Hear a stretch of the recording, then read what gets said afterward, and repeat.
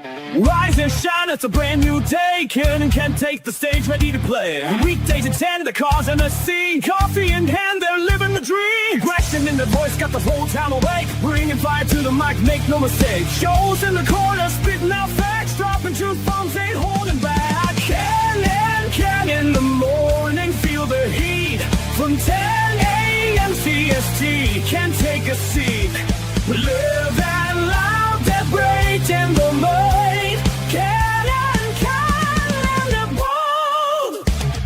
Light up your speakers, crank up the sound. They're talking about life upside down. Opinions exploding like a sonic blast. In the studio, they're built to last. With passion and grit, they engage and ignite. Every single week, their foes can't fight. From sports to politics, This is a Huddle Sports Network broadcast. You can find us on Roku TV, Amazon Fire TV, Facebook, and of course YouTube. Get all your NFL news here first. Good morning. Welcome to a Victory Tuesday as the demons have been exorcised. The revenge has been had. And DJ Moore is in the hospital for evaluation. We will not get an update until Ben Johnson's press conference this afternoon after the Bears were victorious in Washington, beating those Commanders and their friends, the refs, in what was probably one of the better Monday Night Football games we've seen in a while. If the refs are their friends, the Bears didn't beat the Commanders. Jaden Daniels beat the Commanders with that fucking fumble and the other. Let me tell you. You know, I was on maybe part. Hey, good morning, Joe. Maybe part of the problem was I was on Bears X all night last night during the game. But my God, like the Roma Dunze touchdown they took away. Like, I'm sorry. There was no penalty there. But then, like, this is why I hate Monday Night Football. Oops. I love Monday Night Football, but I hate Monday Night Football because, like, okay, the touchdown that DeAndre Swift scored yesterday. As he's scoring a touchdown, Troy Aikman's calling it luck. Like, really, dude? Could you be any more obvious that you hate the Bears? Like, at every opportunity he had last night, Troy Aikman is just a fountain of negativity when it comes to the Bears. Oh, it's okay. He did. Oh, the Bears got an interception? Yeah, well, that was all luck because this. I'm like, oh, my God, I just wanted to. He does the same bullshit for Green Bay games. I absolutely hate that son of a bitch as a commentator. We hate the NFC North. Mm-hmm. You know why? Because after 96, they couldn't beat us. I mean, not on a consistent basis. DeAndre Swift, and I don't want to hear any more Bears fans told we need a new running back, blah, blah, blah, blah. He is what we've been saying. It only took him a season and a half to have 100 yards on the ground. He is what we said he would be, given the opportunity. Last time was the first time they started to open up even the smallest of holes, and he expressed them. He got them out. Over 100 yards rushing, over almost 170 yards in total offense. Yeah, I'm just like, but the Monday Night Football crew, God, they're terrible. I have hated it from the point. It was better when it was Rico, Dennis Miller, and all those guys were better than this. Yeah, and they're almost unwatchable. You know, if it wasn't your team playing, you wouldn't watch. They are almost unwatchable. Oh, that's why most of the time when they're on a call, well, not this year because of all the stupid doubleheader games, but I've been watching the Manning cast instead of watching them. And it's funnier. Loads funnier. And then you can actually learn something watching them. So no Manning cast last night. 101 than the other two guys are. No Manning cast last night. You all know what I call them, and I'm not going to say it on the air again. No Manning cast last night, and there won't be a Manning cast next week because guess what? We got another Monday Night Football doubleheader. Mm-hmm. Oh, so who is next? Oh, yeah. I know one of them's us. Who's the other one?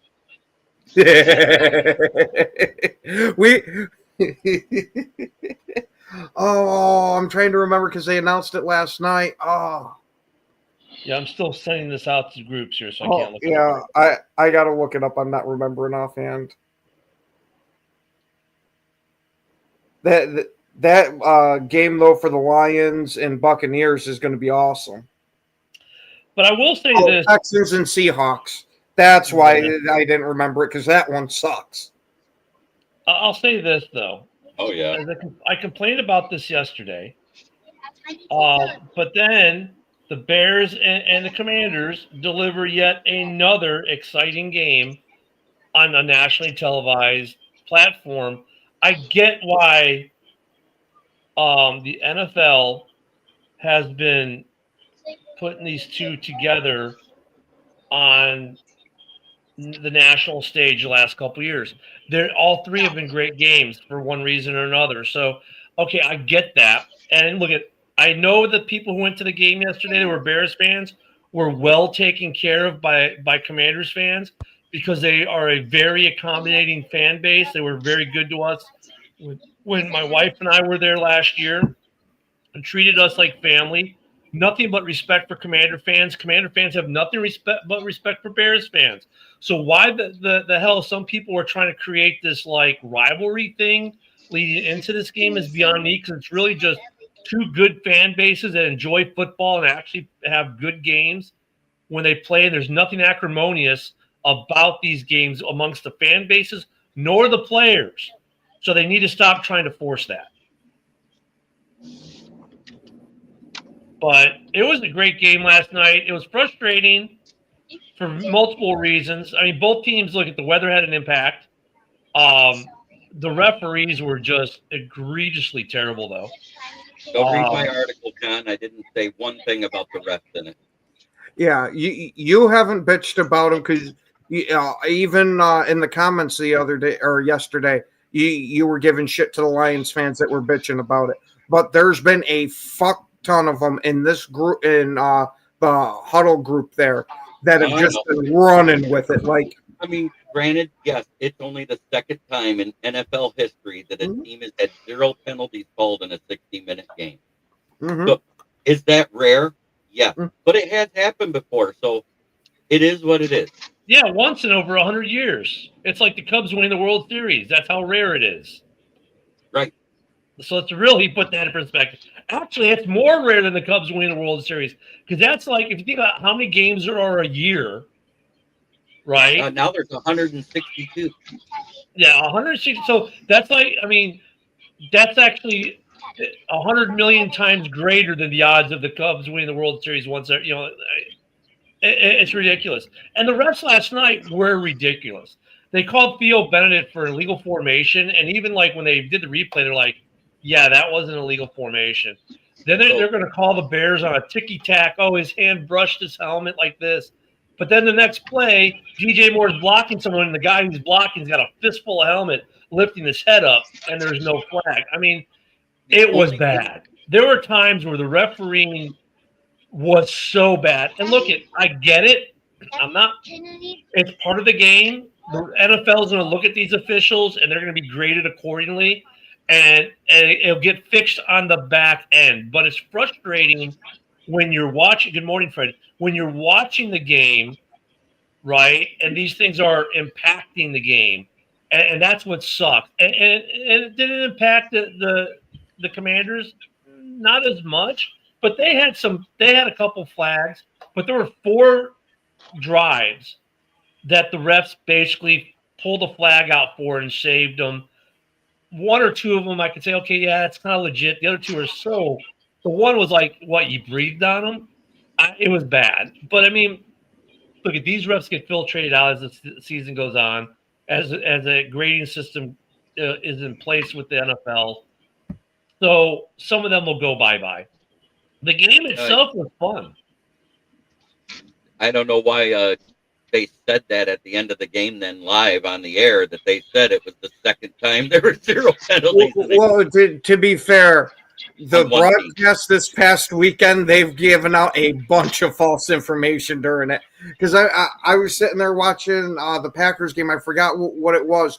But I said to my old man that's in no way true. Like, part of it, because it happened a couple times, but one of them, granted, was a misspeak. It was they had said, well, it was either Cincinnati or Cleveland. They said for Green Bay getting the Lombardi statue. No, it was some random dude in Chicago that had made it. Yeah, and Fred, the NFL has a process with the referees. I don't think they necessarily have a schoolhouse per se, but there is a process. I am going to address the one because the announcer said, well, that call must have came in for New York that took the touchdown off the first drive off the board. And the head referee was interviewed right after. He goes, no, that didn't come from Chicago. We sat and talked about it for a minute and a half before we made our decision. And I was like, I'm sorry, I didn't hear that because Joe. It wasn't reviewed as a scoring review. New York didn't find anything with it, and they decided to reverse it anyway. Yeah. It's just like, come on. It's just like, especially on a scoring play, like let New York give its review. That should be what the default should be then, because they're going to catch it, But I mean, a good game though yesterday. Look you want to talk about drama, dude. You had everything. You had the revenge game. You had bad weather. You had bad refs. You had a kicker who was elevated from the practice squad, who my buddy who's a Niners fan texted me after the blocked field goal, goes, welcome to Moody as your kicker. And I didn't respond until the game was over. And I responded with, thank you very much. No, really, thank you so very much. Because honestly, if they hadn't cut him, I don't know who the kicker would have been last night with Santos being out. But I mean, that game had everything for you last night. It was the Monday Night Football game that in terms of the outcome and the way it happened, the NFL loves because it had everything. You had drama, you had everything. The only thing that ruins it is Troy Aikman and Buck, like, with their mouths moving. It's just like, I still can't believe on that DeAndre Swift touchdown, right? Nice pass by Caleb. He breaks a tackle, and then he's gone. And as he's sprinting to the end zone, Troy Aikman, that's just Chicago's just getting luck. How about if they made a good play, dude? I mean, that Monday Night Football, we've gotten some good nationally televised games, be it Thursday, be it Monday now, be it Sunday Night Football even. Monday Night Football is the most unwatchable. Like, they got to do something with these guys. Because, like, people can get through Chris Collinsworth, right? People joke about it. You joke about Chris Collinsworth, right, and how his love affair with certain quarterbacks is. But then the same size, he said stuff that you're like, okay, dude, you're somewhat redeeming yourself, right? Like, he's not a complete douche. He's a half a step above Troy Aikman. Oh, I would say he's a little bit more because there are some games, like, depending on who it is, he's actually enjoyable. And then there are some games you're right, he's insufferable. Oh, my favorite is. Here's the thing. I didn't say it wasn't the right call.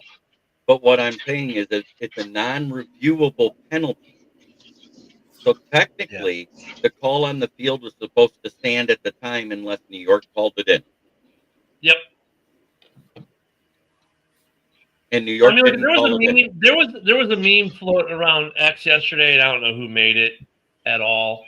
But there was a meme going around X yesterday that the author is unknown. But it said, it had the ref with the Commanders about across the chest. And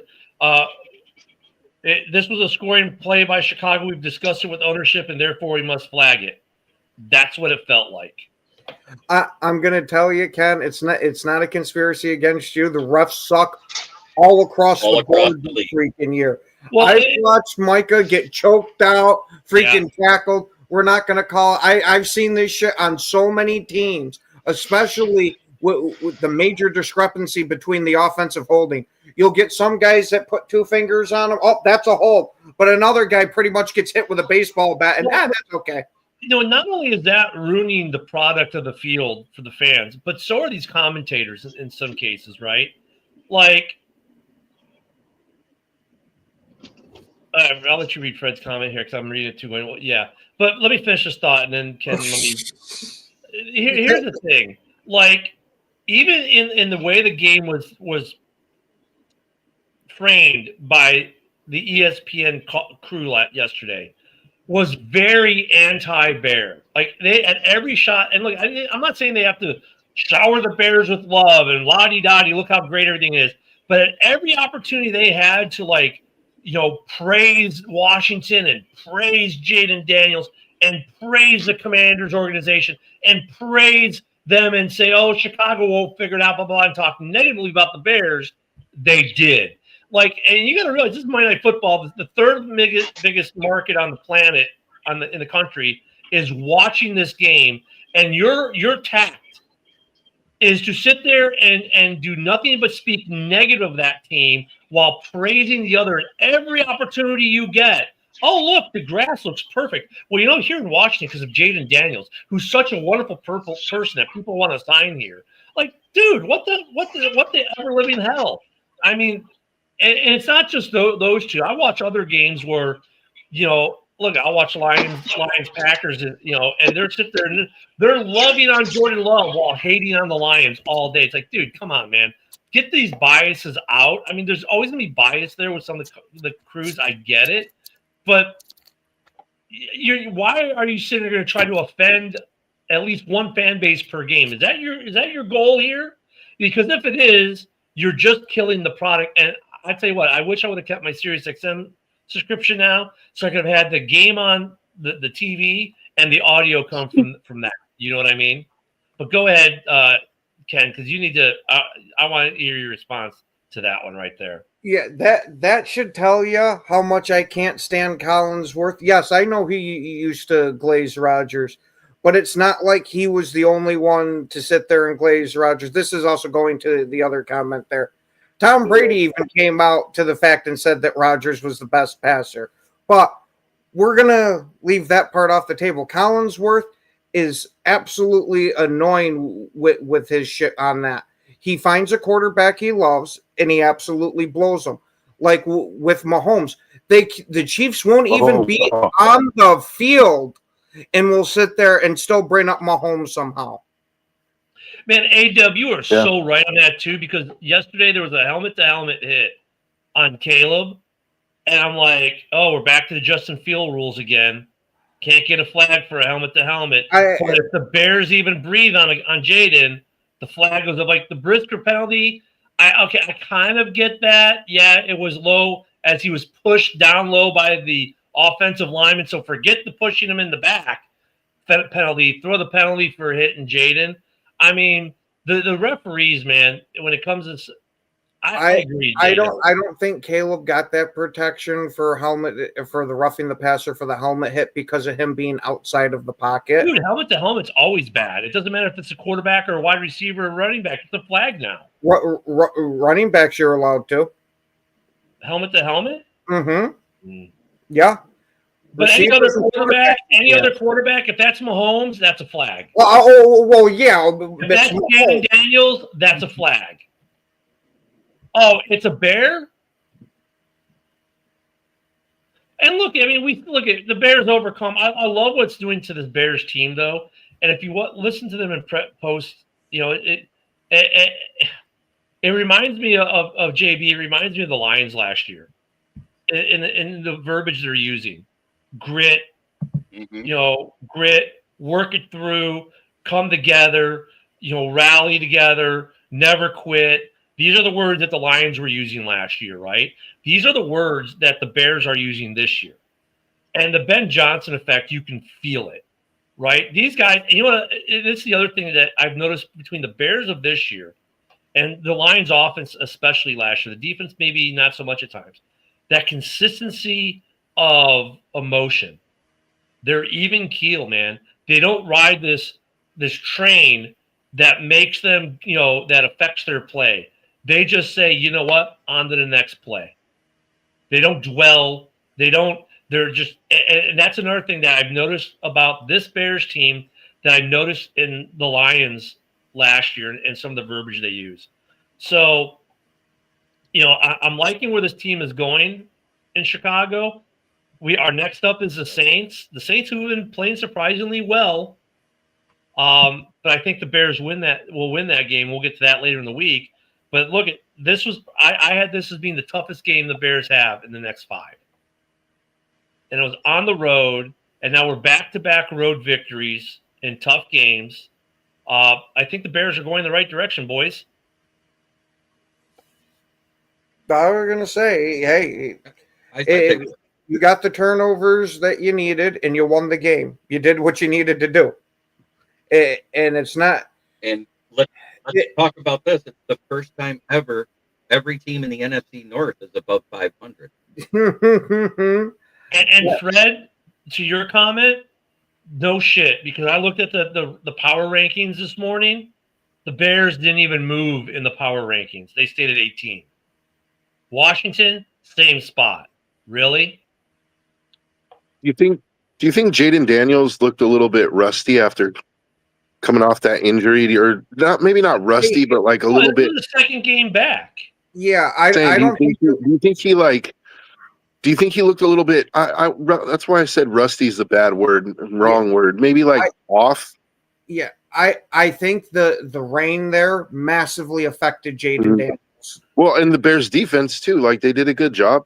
I'm not trying to take anything from them. I just like, usually you see Jaden Daniels, like, when it's crunch time, he elevates his play and he makes those kind of like the plays that they absolutely have to have. He makes them, and like, I mean, he did some of that last night, but he also like, I don't know. He didn't look like the usual Jaden Daniels to me. Look, I think the weather affected both quarterbacks, but the most evident play where maybe you could say was a factor was that final fumble. But you're right. Give the Bears defense some credit because they were good on the run yesterday. Spidey was back. Edwards was back. And the difference with those two guys being back in the lineup was evident, right, in the defense. Because there were a couple times where Jaden went to escape and Brisker's right there in his face. Because now Brisker can come up more than he used to, right? Or Edwards would be there to stop it. So the defense was a lot better against the run. Pressure-wise, I mean, but dude, there was that play, was that in the fourth quarter? Like, Montez Sweat literally ran right past him. I mean, he ran right past Jaden, and you're like, dude, the quarterback, you ran past him. So there's still some of that, but the defense played a lot better. And the other thing that happened yesterday for Chicago that was good, that offensive line created holes. They actually got, for the first time this year, on running plays, they got pushed. They got seal on the edge. They created opportunities for their running game, and that's why the Bears won that game, to be honest with you. Passing day. The weather also, Joseph, it affected wide receivers. Tell me Zacchaeus does not make that catch on a dry day. He does. And he's put the ball right on him. Yeah. So there were a couple for both receivers on both teams where I think the rain kind of played, or the weather, the elements kind of played a little bit. But once again, that what I loved about the Bears post game, made no excuses for the weather. Like, we just dealt with it. And I'm sure if you ask the Commanders, they'll tell you the same thing. We just dealt with it. So, yeah, it was good. Yeah, Dorn, look, I don't think Dorn says, Caleb looked horrible. That's what Dorn's going to say. One thing I did notice in the fourth quarter that I thought, like, the Bears did a good job of was shutting down they didn't let Jaden Daniels escape for big chunks of yards. Like, he would get 2 or 3 yards because they would, they had somebody constantly, like, paying attention to him. And as soon as he would try to break out, and I think that might be why I say, like, he was a little bit off, was like, he didn't have the running lanes that he usually has, or, like, you know what I mean? He didn't make as much of a difference with his feet, especially in the fourth quarter. I felt like he didn't make as much of a difference with his feet. Joe, there's another thing. Keeping them to like 3-yard gains. There's another thing I think that contributed to that. So a lot, the play action stuff with on the play action stuff, even if it was a run play, they were still hitting Jaden.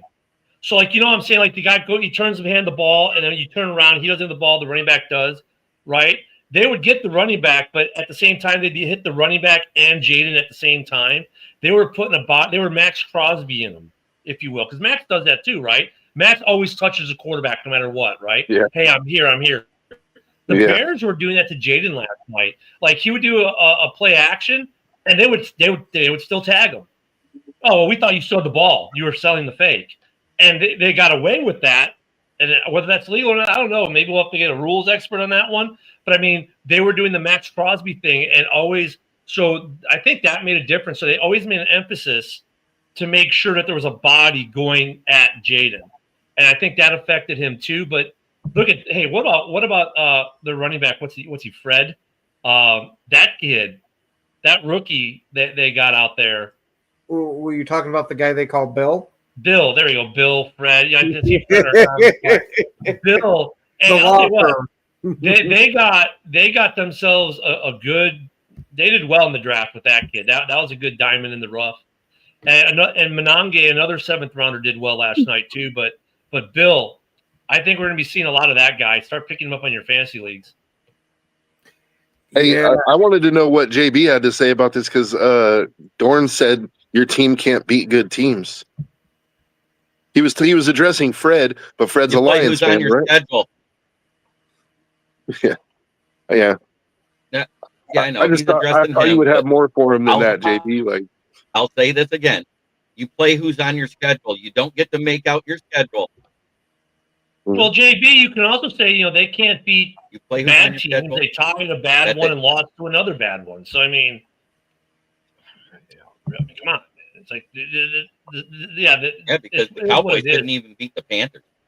Now, Bill. I'm just Bill, saying. I know I was Bill. going to say we sure beat you though. well, hey, but I know the Bill. same Falcons. That's okay. Hey, and I The same admitted it, and I gave you the good same game on that. Falcons.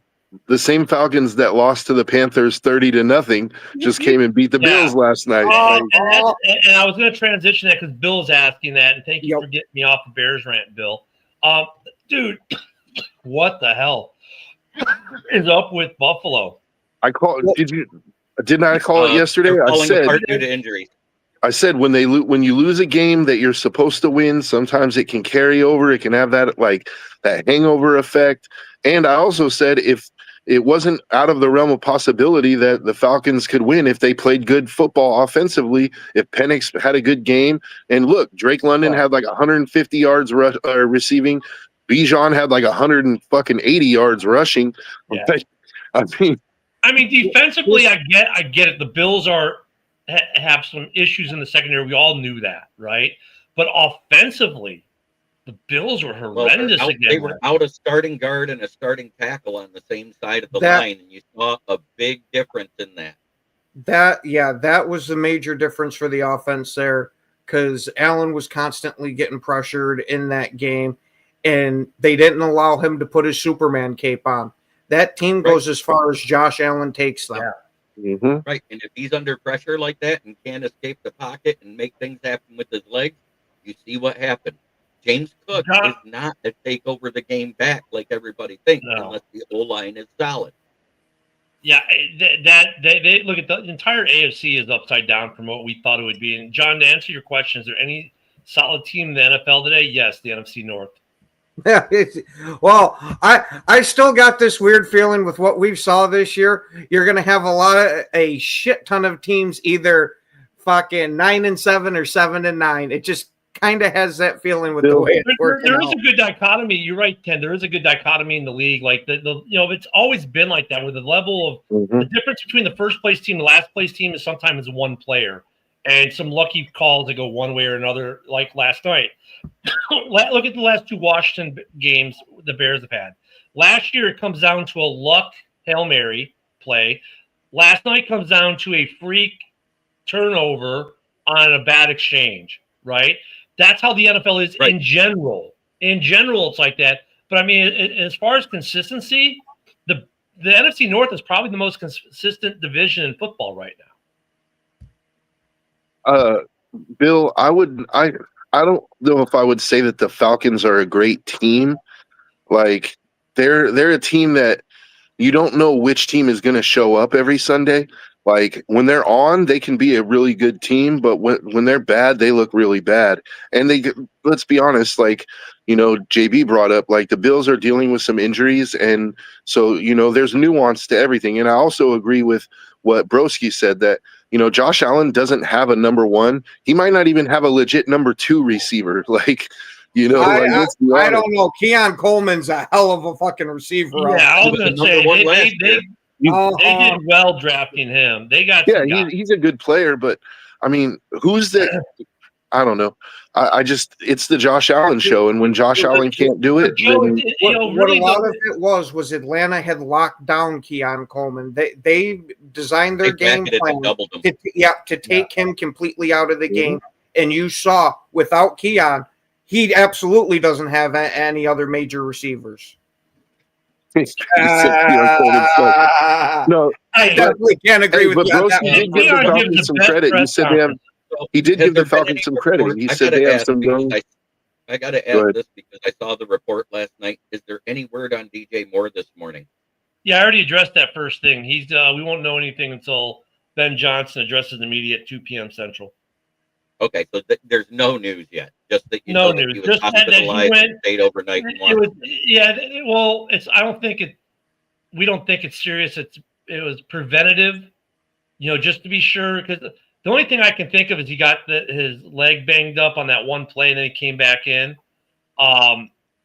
Randall stayed with him last night, and it was precautionary. So, yeah, he might be home already. For all we know, he went there. They looked at him, said, "No, you're good, man," and he left. The report I heard is that they weren't going to be able to do any testing till this morning. That's why Antron Randall went with them and stayed. Yeah, so I mean, we won't know anything till this afternoon. I mean, it was precautionary. I think if it was something that would have been serious, we'd have heard something by now, right? Because that news always finds a way out. But yeah, he had. I don't know what DJ. Oh, no, are the DJ Moore trade rumors true? No, not even close. Oh, they're true. DJ Moore is not going to be on the team much longer. No. He might make it. He might make it to the offseason, but he's definitely gone this offseason if he makes it there. No, I'm just saying. Yeah, but because Keon Coleman, look up Keon Coleman, what he's done after week one. It's like 2 catches, 30 yards, 3 catches, 20 yards. Like he hasn't done anything this year. That's so simplistic of looking at it because it's not just what the amount of catches he has. It's all the other things he does to the table, right? With the blocking. Well, for a wide receiver, it's pretty important the number of catches you have, Ken. Yeah, but Rome is the guy. We know Rome is the guy. Everyone knows Rome's the guy, but yet DJ does everything you need and want him to do. And when you need a play and they go to him, he still gets it. And last night, we don't know what's wrong with him, Yinzer, but no, I really look. If you look from just stats, I get where you're coming from a little bit, Broski. I get it. He's not getting the throws anymore. He's not getting the targets because it's going to. Who are we talking about? Keon Coleman or DJ Moore? DJ Moore. But DJ Moore has a bad attitude. That's his biggest problem. They'd be wise to trade him. They don't need him. They have Odunze. They have Burden. They have 2 good tight ends. Like, you know what I mean? They get a running back. They really don't need him because the only reason why they're hanging on to him is because they have to play him at running back sometimes, which is crazy. What's up, Woody? What's going on, guys? Just another day. I don't know. We're back on the Bears. I don't think the Bears are trading DJ. I think he does a lot of things for that team. I don't think he has a bad attitude. I've never, seen it. We had the one game last year where with the when the coaching was just out of whack. Fine, I'll grant that. But like everything you see out of him now, and he's a consummate team guy. He does what the team asks. When they need a play, he's there. He does the running back stuff now and some of the other stuff. It definitely adds another wrinkle to the Ben Johnson offense. I mean, he does whatever they need him to do.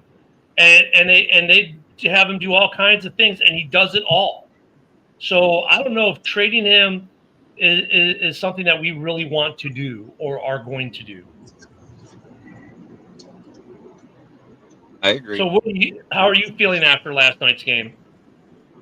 Well, that was my heart's still fucking pumping, but anyway. It was a up and down game, of course. I mean, Bears. I see the running game. Swift had his best game of the season so far, and Monangai ran pretty good. It's just these the penalties. I mean, I don't know if they were too weak.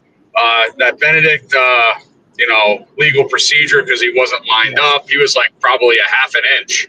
I was like, good God, come on, dude. So we should have won that game, a lot more than what we did. And plus, I want to see some turnovers converted into touchdowns and not these field goals shit. Because that was terrible. So overall, the defense, I seen a lot of pressuring yesterday. That was something different. So maybe the bye week they woke up and said, hey, this is what we're going to do from now on. So it was a good game, but there could be a lot of some other improvements as well. Yeah, Woody, I think some of that was Edwards and Spidey being back in the lineup, though, too. That Brisker penalty, too. And I was like, dude, what the? So they played better than what I thought they would. When they were up 13-0, I was like, oh, well, this is the Bears. And they did the Bears thing, let them come all the way back. Caleb, again, it's like he's favoring people. Looking in the middle, Monangai on that 2-point conversion, they had him wide open on the right side. I don't know if he saw him. Darnell Wright's big body might have been impeded his vision on that one a little bit. Oh, then fucking trade Darnell Wright then. We need a smaller guy in there. But overall, I'm happy on obviously because of the win and stuff like that. Game ball, Jake Moody. I'm like, with that win and stuff like that and all that pressure on him, he's 4 for 5. That one he got blocked looked like probably the one from the Santos when Green Bay blocked him last year. So yeah, it's good, but I want to see the same intensity next week, even though we're playing the Saints. We still got to be on our P's and Q's. I think with the blocked field goal, when they looked at it, they got through. They just got through. The line just did not hold at all. They got through. It doesn't even. I mean, that was bad. And that was on the operation on the line. They got through, and I don't think it mattered what angle Moody took. They were getting that ball unless you could put it straight up 90 degrees, and still get it. But they got through on that extra point. On that field goal. I don't know the stats this season for blocked field goals, but it seems like this might be the season of blocked field goals, man. There's been a lot. Yeah. So far, there's been a lot. There are 2 more, and we break the season record for blocked field goals, and it's only week 6 done. It's probably going to happen, dude. It's going to happen. Oh, I know. That money is going to happen. Yeah. So, that's what I'm saying. I have to keep saying it's going to happen. Because all I'm thinking is those 2 blocked field goals are going to be Green Bay field goals. So I guess we'll be talking about this on Hallis Hall on Wednesday. We'll talk about, is there now a kicker controversy in Chicago with Cairo and Jake? Jake Moody was a 3rd-round pick just a couple years ago. A little inconsistent with San Francisco, but he was pretty good in his debut. He's got a bigger leg than Cairo does, so that's something we can talk about more on Wednesday night for certain. But yeah, they need to convert more of these look at the Bears. That's the other story. Another game with turnovers, 3 turnovers. The Bears have been really good at generating turnovers this season. I don't know where we are in the league standings now, but we're probably 1 or 2. I'm not keen on this Deshaun Wright guy yet. I mean, he came on strong after the half and in the second half of the game, but. If we go after anybody, it better be a cornerback to fill in for Jalen Johnson, because I'm not keen on this guy. I get what you're saying. Like there are some plays like, wow, he just made a great play, and then there's other plays like, dude, really? Yeah, right. Yeah, but that reminds me of? It reminds me of Tyreek Stevenson last season.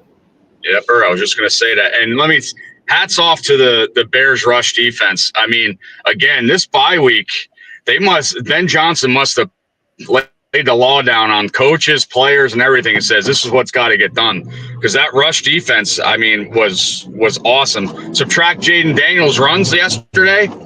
How many yards did they have? Not too many. No. And here's the interesting thing. So last night the graphic was the number one rushing offense against, or a good rush. Yeah, they were number one rush offense, weren't they? Something like that. Worst rush defense. Yep. And then good rush defense against bad rush offense. And it was like the roles reversed in that game. The Bears were able to rush when they needed the rush. The Commanders weren't. The Bears were able to stop the rush when they needed to stop the rush. The Commanders couldn't. So that's what I love about the NFL this season, guys, because look, it's like I said a couple weeks ago, the Bears or the Packers destroy the Lions, who destroy the Bears, who destroy the Cowboys, who tie the Lions or who tie the Packers, who lost to the Browns. They got destroyed by the Lions. That's the dichotomy of this league. It's like you can't just say, well, you lost to this guy, we beat this guy. No, because you know what? The guy you're losing to, the other team's beaten, and the team that you're beating or you're losing to, the other guy's beating. The dichotomy is so off the charts. You know what this is a perfect example of, and it gives me a beautiful tie-in for Joe and I's show, MM Maniacs, is how many times do you hear fight fans say, well, this guy beat this guy, so he should be able to beat him. Oh, my God. When styles don't match up perfectly. Hey, Ken. It's called MMA math, and it doesn't work. Ken, I was thinking about that too, because when these favorites in the MMA or UFC matches, you better bet on that underdog. Unless it's Ilya Taporia is the favorite, don't bet against him.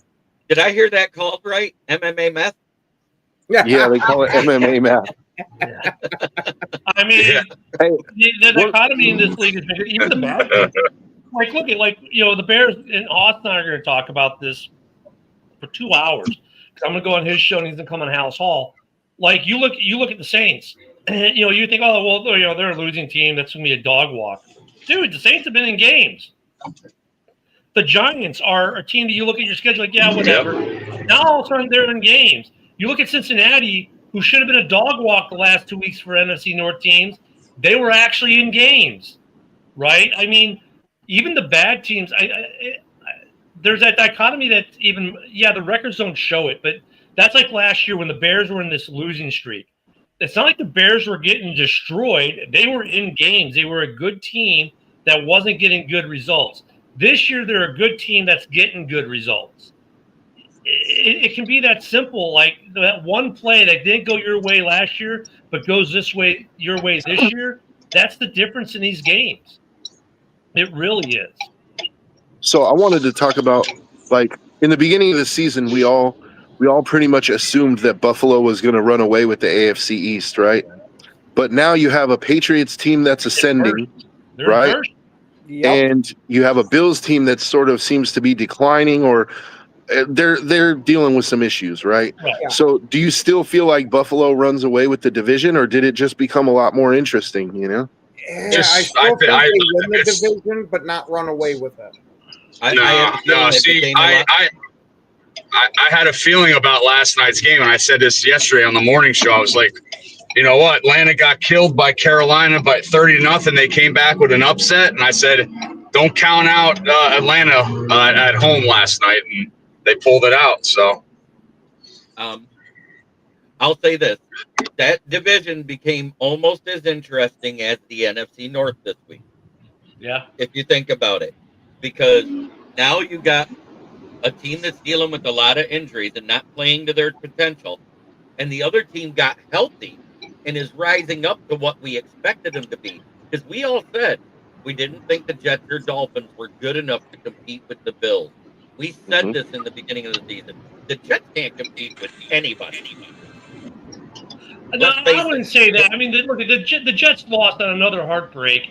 The Jets are a perfect example. They're a team that's been in games, just can't get that lucky bounce. I disagree. All of us that sat on the couch and watched the games at home had more net yards than Justin Fields. Thank you, JB. But JB, that doesn't matter. But JB, that doesn't matter. That game came down to like the very end of it to decide it. They are still even with the bad passing day by the negative 10 yards, whatever, and all that crap, the Jets are still in games. They're not getting blown out 42-6. They are in games. They're competitive. They're not getting the breaks this season at all. Now with it's Jets defense though. Really, you got to think about it. And with I think Justin Fields ended up with 44 yards. That's Chicago days right there. Yeah, he couldn't even run last week. That's how 9 times he got sacked. 9 times. That's like Lamar. That's like Lamar Jackson getting sacked 7 times. Unbelievable. It's the Jets are still in games, but as far as the original question, right now it's like JB said, it's so very interesting because one team's ascending as they got healthy, the other team's got some issues. If the Bills cannot figure out their health issues or get the next guy up, then this division is not theirs for the taking. It's going to be a battle. If they can get right though, because when the Bills are right, they are phenomenal. If they can get right, they'll run it. But right now, they haven't shown that they can get right the last 2 weeks. I also think there's more to it than just the Patriots getting healthy. Like, I think that's a good part of it. But I think Drake May is starting to really show that he's that guy. They made a really solid draft pick with Travion Henderson. Like, he's starting to produce. Early in the season, he was kind of like, he's a rookie. You don't really expect too much, but he's starting to produce now. Like, I think the Patriots, especially under Vrabel, it seems like they're starting to believe in themselves a little bit. And I don't know. Well, Joe, it's like he reminds me of Trubinsky his second year too, and obviously they're both North Carolina quarterbacks. I mean, Trubinsky did good, and then he took a shit. So hopefully Drake May doesn't do that. So the other day, Drake May, or Sunday, Drake May was actually getting compared to Josh Allen. Like, and they were saying that his play style kind of reminds them of Josh Allen. Go ahead, JB. Travion Henderson, throughout college and so far this season, has never fumbled. On top of that, Ramondre Stevenson looks like he's been using the same hand lotion as Derrick Henry. Oh, jeez. Yeah, Mike Vrabel going to the Pats is definitely the key to their success right now.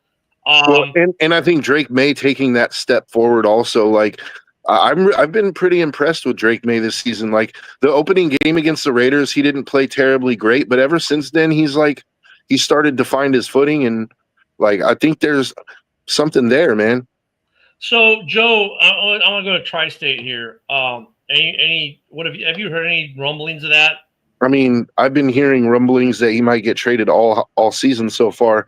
I don't have anything concrete. Like, I haven't heard that he's getting traded to Pittsburgh, but it wouldn't surprise me because he wanted out. The Raiders are not going to pay him the money that he's looking for. He wants $30 million.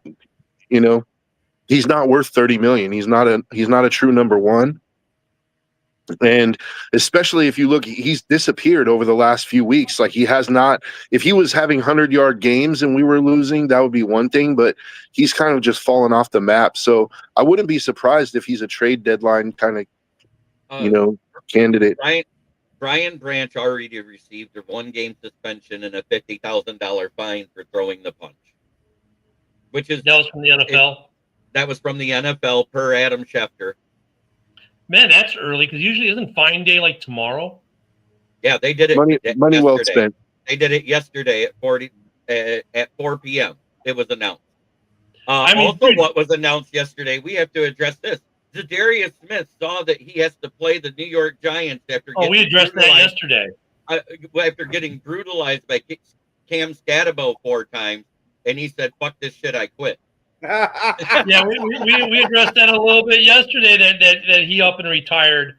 But going back on the Branch thing, actually, let me backtrack on the Branch thing because tomorrow is fine day for the NFL. The fact that they came out that quick with a fine and suspension, that says something. I mean, look, it's not because most guys they just would have waited till Wednesday, but with Branch, they right away came out.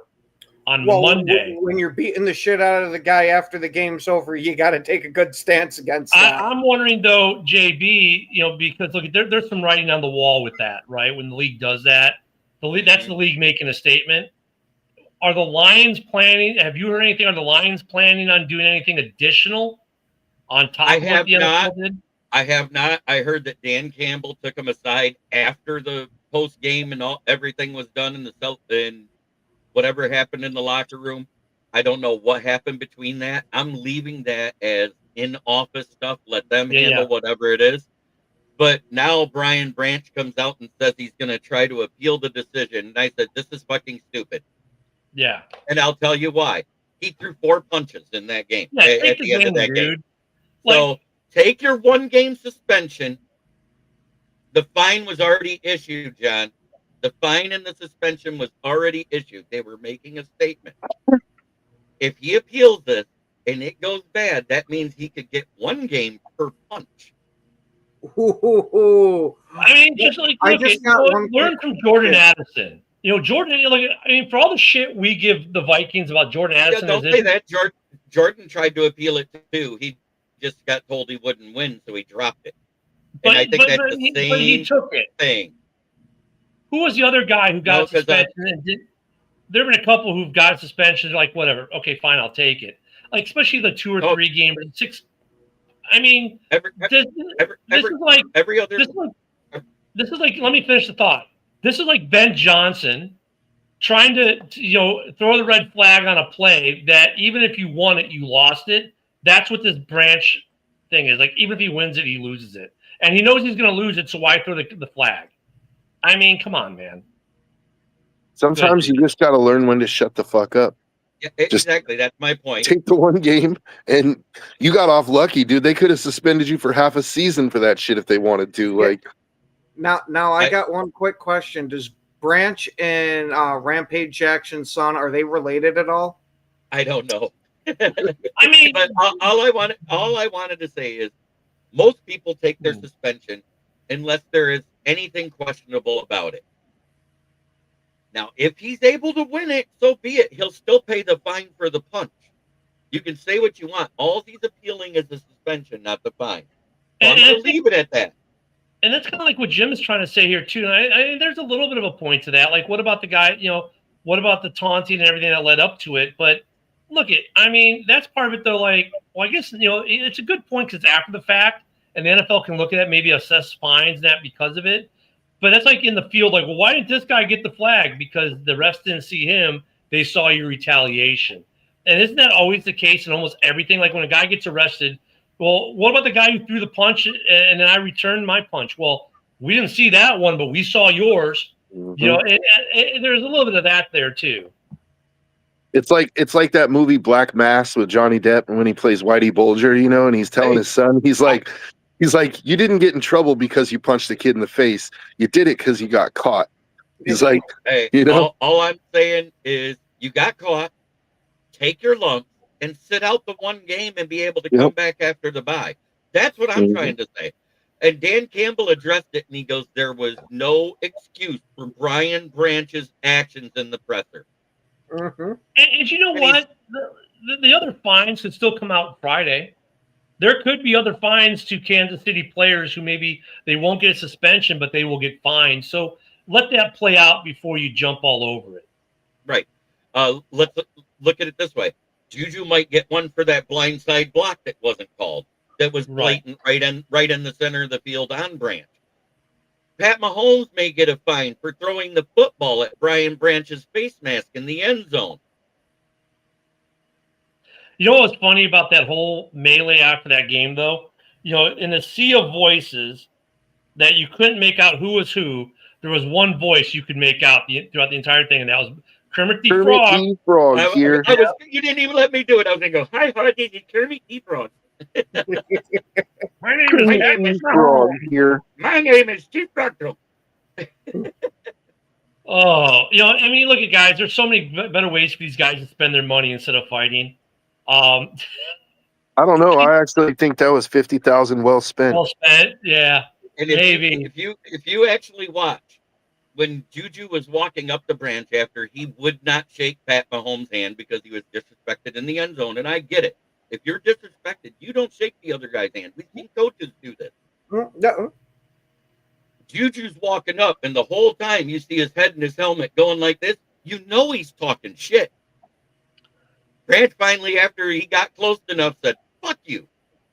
That's the other thing, though, too. It's like, the NFL is, some of these, we've seen some taunting flags this year. You're like, really, dude? And then we see other times where it was like, oh my God, like, how more obviously that this is taunting can it be, and they don't flag it? The problem I'm having with the NFL right now with the refereeing in general, and last night was no exception, and this has been a problem for at least the last 3 years, maybe 4. It's gotten progressively worse, is the inconsistency of how the game is called from game to game. It seems to be getting worse, not better. And John, I'm not crying. I'm saying he should take his lump. I'm not defending him. I'm saying what he did was wrong. The bigger point, though, like, and John's missing that saying, because Packer fans do it too. We all do it. Every fan base has been complaining about the refs this year, and every fan base complained about the refs last year, and every fan base complained. Guess what? The year before that, and the complaint has always been somewhat similar.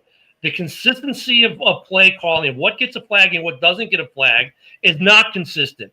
They will flag you for even breathing on Mahomes, but Love or Caleb can get their head taken off, and there's not a flag. They'll flag someone for staring at someone after a touchdown, but they won't flag the other guy for throwing the football at his feet. That's part of why I absolutely hate this now taunting penalty bullshit. I have the whole mindset of, you don't want the guy to taunt, well, stop him from making the play. I love the taunt. What happened to the NFL that all the trash talk was a part of the game? Because NFL, it's gotten woke. You said it. NFL and Roger Goodell. You know what NFL stands for under Goodell? The No Fun League. Yep. Yeah. It's not even I mean, that's a great acronym, but it's because they want to promote this blah blah blah, and we're going to be woke, blah blah. Look at Bad Bunny at halftime. The new America. Like, people don't want that. They want what they want. Stop trying to force it. I mean, let these players play. Let them taunt. Taunting was great. Tyreek Hill with the deuces as he's running on the field was epic, and everyone loved it. Oh, but we don't want to make them feel bad. It's a fucking gladiator sport. Make them feel bad.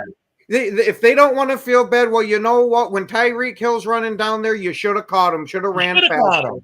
I mean, the taunting is part of the game. It goes both ways. That was a beautiful thing. It was like, I burned JB, said, "Ha, in your face, motherfucker." And the next play, he gets it, and he goes, "Ha, now in your face." And it created great things. I mean, I'm not going to talk shit about who won more or what. The order of the division is set right now until this week's games are played. Let's be honest about it. It's Green Bay, Lions, Vikings, Bears. In that order. It don't matter. They're all. We have all winning records, man. It's so early in the season. The division. We haven't even played half the divisional games yet. There's going to be so much. There can be so much movement in this division. It could flip flop 3 or 4 times between now and the end of the year. It really could. I mean, I don't know. Fans like, okay, when you get to week 13 or 14 and you've got a 2-game lead, go ahead and talk a little bit smack about where you are in the division. When you've got everyone's got a winning record, and you're talking what's a half game between first, second, and third.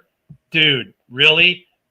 This isn't boast your chest out days yet. You're not there yet. No one's winning out.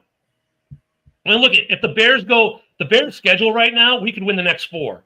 What they win the next 4, but everyone else flips up because they have some hard games, and all of a sudden the Bears in first place. It's not like, oh, the Bears are the dominant team in the division. No, the way the schedule's worked out, we happen to be on a good run right now.